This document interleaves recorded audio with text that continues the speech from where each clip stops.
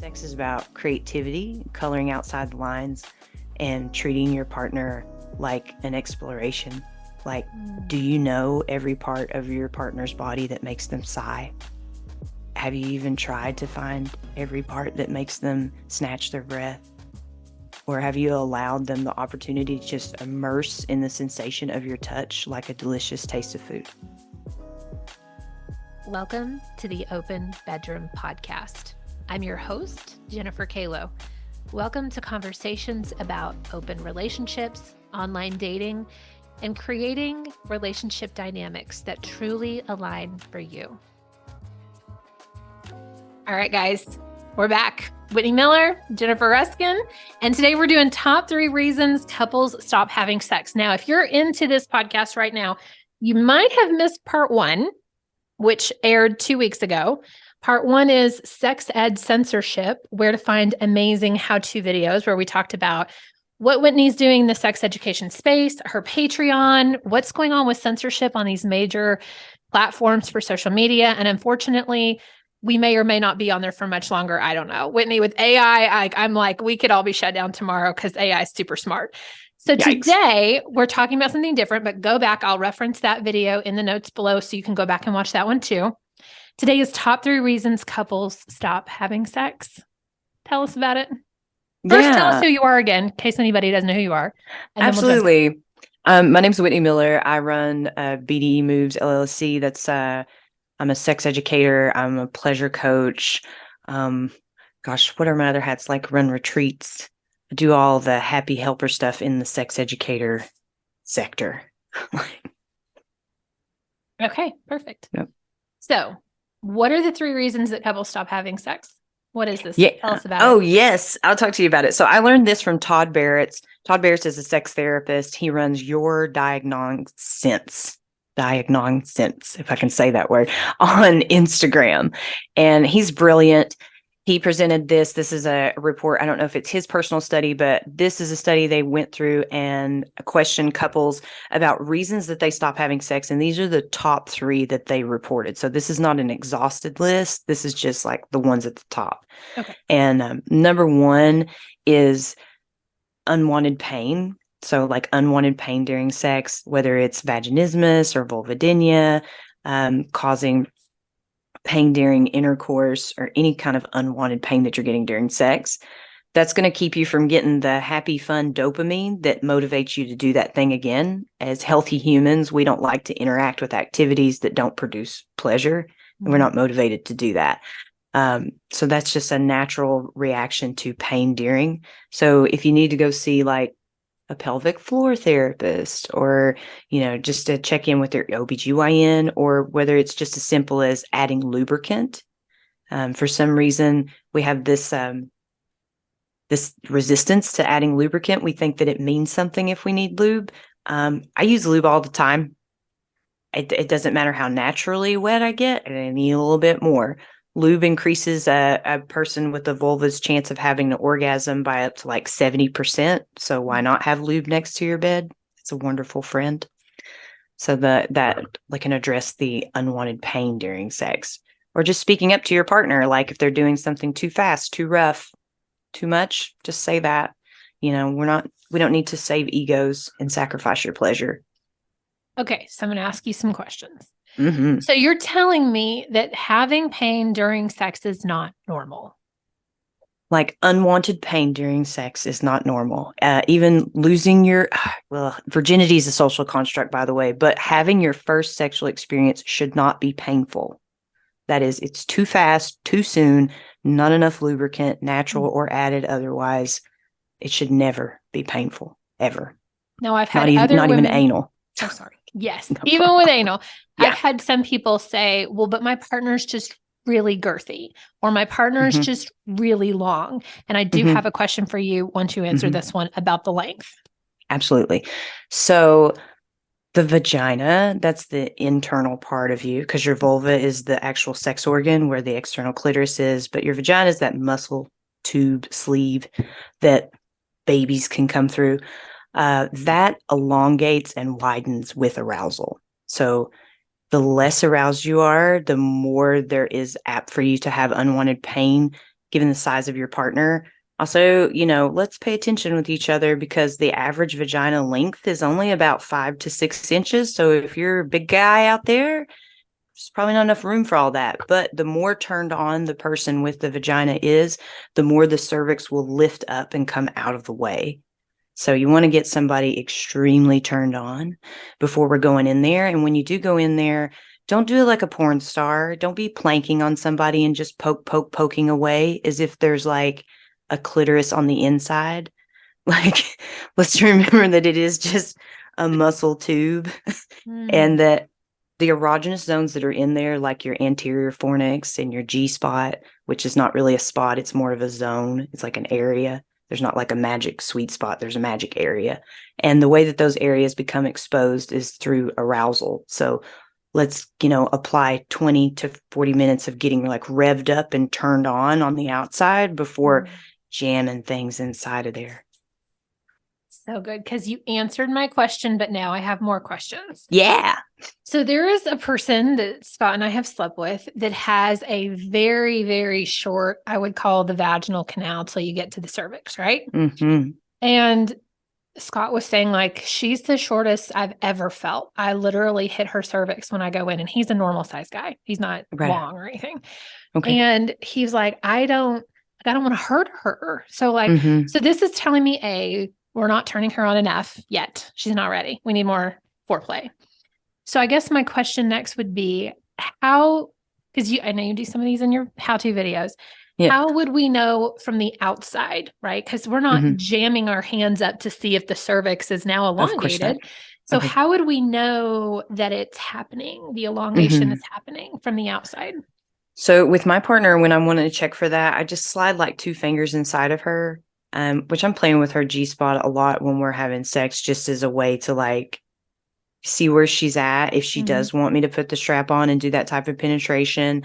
But when you go to put your fingers inside, you can feel, it just feels like more spongy, just gets more spongy, more juicy inside, depending on someone, like their natural. We all have different levels of natural lubrication, and wetness is not an indicator of arousal. Someone can be dry and be extremely turned on because arousal comes from your mind. So you need to communicate too. There's never going to be like a bodily function that's going to override a verbal confirmation. So yeah, you can like slide fingers inside and see if it feels juicier and just wider. It's almost like you can fit more fingers in. Like I can start and only fit 2, but then suddenly it seems like 3, 4 can go in, and it just, it kind of balloons. And everybody's vagina on the inside is different. It's like your thumbprint. So we all have a different geography on the inside. So some like you'll feel inside and it could feel like there's more space to the left. Some are more space to the right, up and down. And it could be different depending on the cycle. Because, you've got people with tilted uteruses and things, and the cervix moves up and down depending on the cycle. How amazing. And also how confusing for our partners, where they're like, what part of the cycle are you in? And are you aroused with your juice or not? Like, are you aroused in your mind? But okay, so now I have another question. So you say that wetness is not an indication of arousal, but then you're talking about inserting your fingers in and it being juicy. And when I say juicy, like the walls, like the flesh itself feels softer. So it's like if you were to pick up a peach and like it was juicy, it would feel softer on the outside. So I'm glad that you asked me that to clarify, because it's not like the wetness that I'm feeling for. It's the supple softness of the tissues inside. So it's like when I put my fingers into her early, it's like the walls are smooth, but they're kind of like more closed in. And as she gets more aroused, I can feel her widen and it's softer. Like it just invites me in. It's like, that's the beautiful thing about vaginas. When they're ready, they just invite you in. You don't have to push or force or things like that. Just a little bit of tension, and it just kind of just goes. Oh my gosh. So just cool. Work with it. Yeah. So I'm curious if age has a factor in any of this, like post-menopause, perimenopause. So you want to talk about menopause? Sure. Okay. So Dr. Kelly Casperin says technically there's no such thing as post-menopause. Like once you're in menopause, that's where you are. You're just in menopause. And just so we're all on the same page, menopause is going a year and a day with no menstrual cycle. And like before that happens, which is the average age for that is 51. At like 35, women can begin, or, people who have these reproductive organs can start experiencing what's called perimenopause, which is the fluctuation of the hormones. So it's kind of like a whole other puberty you go through. Things spike, things plummet. You can have like hot flashes. And for me, like I started taking maca root because I noticed like my progesterone was kind of off. My periods got kind of wonky. And people will think that this can like affect your sex drive or your motivation to have sex. And it's not just biological at that point. It's also psychological, because a lot of, people going through menopause can think, well, I'm out to pasture. I'm no good to anybody now. And it's not true. It's just not true. I'm a huge proponent of HRT. If you're still with those HRT, hormone replacement therapy. Okay. So I know a lot of people got that bad taste in their mouth with those studies that have been debunked that's saying that like HRT causes cancer. It does not. And it's like, oh, it's not natural. What could possibly be more natural than the estrogen, progesterone, and testosterone that your body produces? Mm-hmm.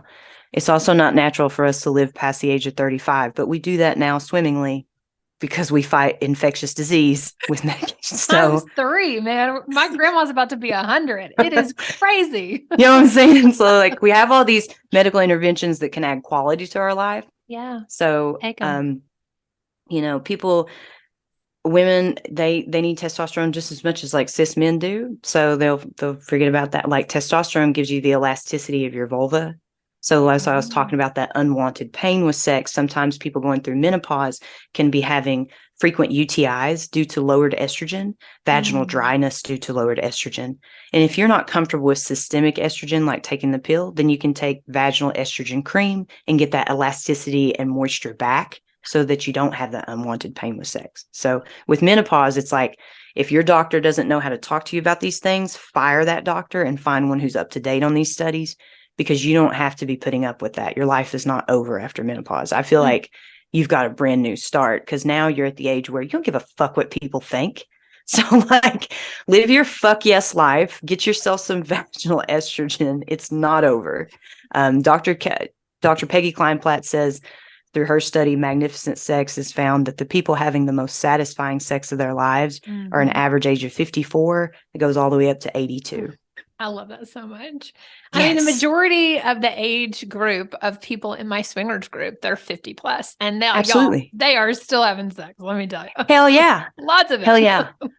I love it. I was listening to a sex therapist, and he's he takes a sociology approach. And he was saying that the age demographic with the most boring sexual fantasies is age like 18 to 24.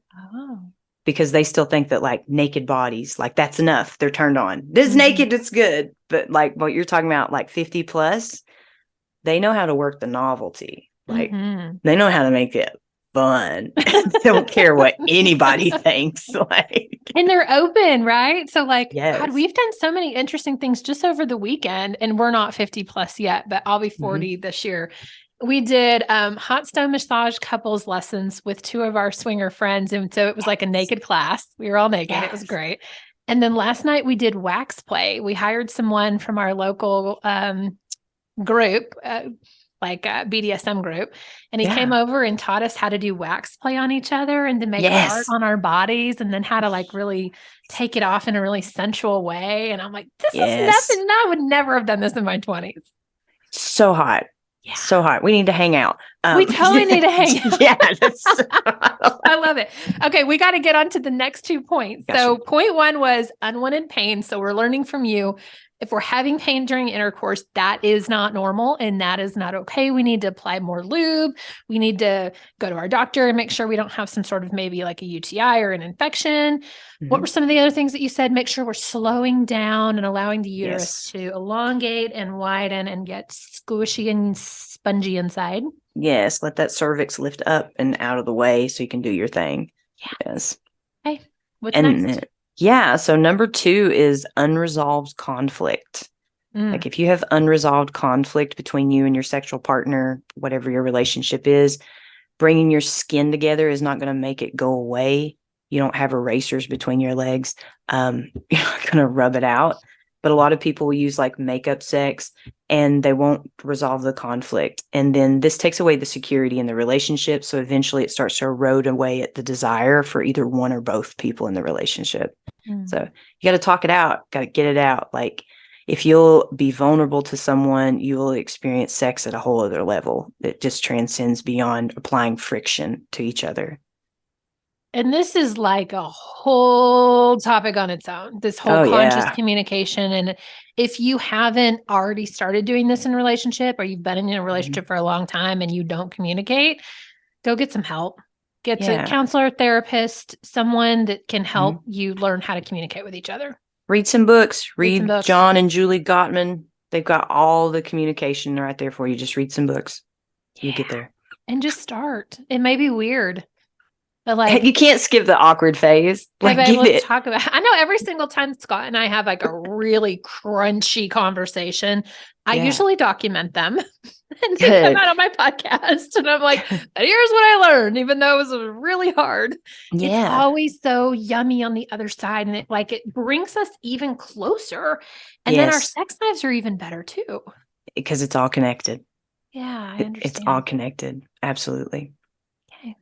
So you want number three? Yeah. So number 3, and this one slaps a little hard. So get your hard hat on. Boring sex. If it's boring, you won't want it.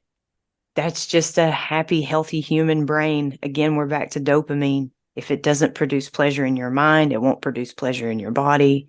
You got to connect those things and get it together. So, I mean, boring sex could come up when you just memorize how your partner comes and apply that physical sensation every time you guys have sex. I'm guilty of it. I've done that in my past. You're young, you don't know, you can't fix what you don't know. But now you know, please don't lather, rinse, repeat sex. Because just because it felt good the last 6 times, if you keep doing it, you're wearing out the novelty. It doesn't feel good anymore. It's like pizza every night. I love pizza. You serve it every night, I'm going to fucking start to hate it. It's like, you got to shake it up. Sex is about creativity, coloring outside the lines, and treating your partner like an exploration. Like, do you know every part of your partner's body that makes them sigh? Have you even tried to find every part that makes them snatch their breath? Or have you allowed them the opportunity to just immerse in the sensation of your touch like a delicious taste of food? I'm just going to let that sit there for a minute. Have you pleasure mapped your partner? I bet you have. Of course you have. Me? I mean, there's still parts of her I need to discover, but there's always a different context. Like, we're getting into role playing now, and that's knocking my socks off. Like,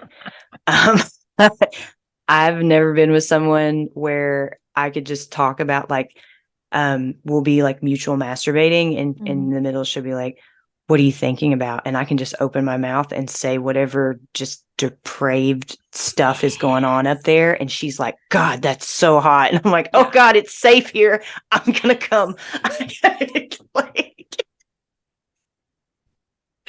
I love this so much. Yes. We've done some role playing that's really fun. We met at a bar, and I had a hotel room upstairs. This is at a hotel. And we knew we were going to end back up there, but I was Brandy and he was Travis. And we met down at the bar. I went to Torrid and bought an outfit I never would have worn. Like, it was like a leather skirt with fishnets, and I felt like a prostitute, which was actually really fun. That's hot. But then I was also like nervous, and it was just, we had the best. We took it from meeting at the bar all the way. He made me walk all the way down the street to dinner so that I made myself be seen in public in this outfit, which he had so much fun with. He like groped me during dinner at this place. We had burgers. We went back. We had sex. We were still role playing, and it was hilarious because at one point I was like, this feels kind of wrong. I kind of feel like I'm cheating on you, but you're here with me. Yes. So hot. I love it. I love it. We did it one night at a bar. Like, she went to the bathroom and she just had this little black dress on and I couldn't stand it. So It was one of those bathrooms where it's just one person at a time, so you could pull some bullshit. And I just like stand outside the door, like leaned up against it, and she opens the door, and I do like the, welcome stranger kind of thing. And I just don't say anything. I just push her into the bathroom, shut the door, lock it, and just set her on the sink and just fill my mouth until she explodes. And then I just put her dress back down and turn around and leave. Like, my heart is beating so fast listening to this story. God. It was so hot. So hot. Way to go, Whitney. Keep it so fun. For the person listening, I'm curious, you have pleasure mapped. If you don't know what that means, it just means you've taken time to learn your person's body. You've maybe played with different toys, or elements you're scratching with your fingers. And like underneath the left shoulder blade's a hot spot, underneath the right hip, or like right above her left butt cheek. And your person's body in that way. So I'm curious, as you're planning, I'm assuming that you plan, y'all might be switches, but I'm assuming that you plan and you're planning like the next sexcapade night that you're going to have. How do you make sure that you're not rinse, wash, repeating? Because I think, especially with men, I find this a lot with men. It's just easy. So they're like, what's easy? How do I know? I'm going to push the right button. Beep, beep, beep, beep, beep, beep, beep. Oh yeah. The path of least resistance, we're all guilty of getting into it. So with my partner, we're so direct and honest. Like I can remember one week she was like, she says, babe, I feel like I need more novelty. And I was like, oh, babe, you're right. We've kind of got into a routine. Like it just got into like, I kiss, I do nipple stimulation, I go down on her, she goes down on me, and it just kind of had gotten to that. And she just directly points at it, and it's just like, I need more novelty. So I'll just ask her, like, okay, babe, do you feel like having an impact scene? Do you want to start out with me receiving? Like, I'll just go down a list of like what feels fun, or I'll just surprise her and do whatever I want, because she has safe words and she can say if it doesn't work at any time. Shove her in the bathroom, just do your thing. Yeah. I pull the spreader bar out and I'm like, get on the bed, and she knows she's about to get restrained. So she's just skipping like all giddy. And just like, that's so fun. Do you guys schedule sex or schedule certain nights for her that she knows it's going to be different? Yeah. So I have a 10-year-old. So I absolutely schedule sex, or it wouldn't happen at the frequency that I want it to. When he's at his father's on the weekend. So once Friday comes, like Friday night, this past Friday night, I was exhausted, and like we went into bed and she's like rubbing her butt against me in that way. Yeah. And I grabbed her hip and I squeezed it and I kissed her, and I was like, babe, my mind is on fire for you. My body cannot get with this right now. And she just smiled and wiggled in, because she knows that means I'll see you in the morning. Yeah. Like first thing in the morning. Yeah. Probably before the sun comes up, but as soon as my body's recharged. And then I just pounced on her that morning. And so we didn't really like plan that, but it's like that unspoken thing against us. Like if she initiates or if I was to initiate, sometimes it's me and she's like, babe, I'm just too tired. I know that means right as soon as our bodies are recharged, it's go time. And then like we have a toy bag, so I'll pull it out, and I'm usually like making up things on the fly, but she'll let me know like if impact is a go. You have to be in a mindset for that. So I'm always asking about that when I'm like, are you, in a mindset for impact? Or, she loves anal. So I'm like, you want me to play with your butt? And most of the time it's going to be anal that wins. Yes. Like... I love this because one, I'm sure you studied the erotic blueprints. Absolutely. From Jaya. Oh yeah. I fucking love Jaya. Yes. I fucking love her too. I'm in her class. I'm in the group. I'm just like, I'm all in. And I talk about it on almost every podcast, and I almost always link to it. And I'm like, guys. Yes. Because most of my audience is men, and I'm a very high sexual on the blueprint scale, which is most of the men. Yes. And so we have been mislabeled a lot of times as sex addicts and wanting too much sex. And so what I want to say about what you just said is I love that you tell your partner, my mind is so fucking turned on for you, but my body just can't get with it. We're going to in the morning. And then you do it, because I think with high sexuals, we're like, well, but when is it going to happen again? And my body's all turned on. I'm kind of hangry, right? But Yes. you immediately, and I'm sure also through patterning, like this happens frequently. And so she knows when you're like, okay, babe, but first thing in the morning, don't worry, I'm going to come through. And you've done it over and over enough where she knows, or you with her, right? Yeah, it goes back and forth. We're both very highly sexual, high desire people, but we have a level of sex that requires a certain amount of energy. So I don't want to give her like the lazy dog, just like laying on your side and stuff. So when I'm saying like I'm too tired, it's like I can't rock you, so I'm not going to get this started. Yeah. There's one thing to have like a quickie, but it's another thing to just be like half in it. Yeah. And I don't want to give that, but I totally feel you on the like just the communication, and then like high desire people feeling like they're too much. Like you're not too much. We just have to know how to communicate it. No, and one thing that I love that Scott will do for me, which I guess would be like our quickie, because we're like you guys, we don't have just like super quick vanilla sex. Like it's usually several hours. If I'm really hangry, he'll just use his fingers on me and get me off like 5 times. And then I'm like, okay, great. Okay. I can make it until you're inside of me again. Oh yeah. Or I'll like grab a toy and be like, well, can you watch me? Because just the being watched is so hot. Or like talk me through my orgasm, like things like that. Like, oh, that's hot. Which sometimes then gets your partner, like that happened to us the other day. He was like, yes. I was like, well, if you're too tired, that's okay, but I'm going to stay in bed and I'm going to play with myself. And he was like, where's your vibrator? And then about 2 minutes in, he was like, okay, I'm ready. And that's called responsive desire. It's like, yes, which it works. Is a topic that I love to hear you talk about. Yeah. Okay. We talked about 3 reasons that couples stop having sex, being 1, unwanted pain, 2, unresolved conflict, and 3, boring sex. Anything you want to tie this podcast with a big, pretty red ribbon up in this topic? Oh man, like my main intention is what I do is to make talking about sex to your partner easier. A lot of people tell me, oh, I send your TikToks to my partner. And that makes me really happy that I'm giving people language to communicate and therefore own pleasure the way they spell pleasure, because pleasure is different for everybody. So thinking that we can skip communication is never going to work. Embrace the awkward, lean into the discomfort, and have your partners like have like high expectations of your partner to be able to have these conversations, believe in them to be able to have it. And if they can't have these type of conversations, they don't rise to that emotional maturity, decide what you're going to do with that information. But we can't skip the communication. That was my mic drop. Yay. Mic drop. That was so good.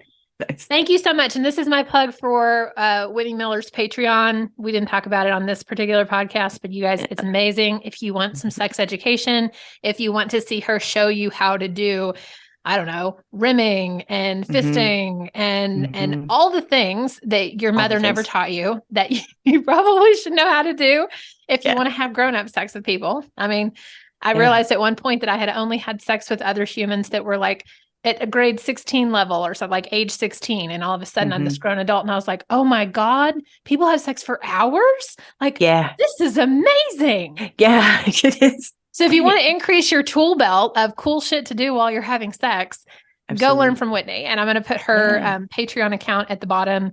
She puts out every single week amazing content, and it is seriously going to up level your sex game.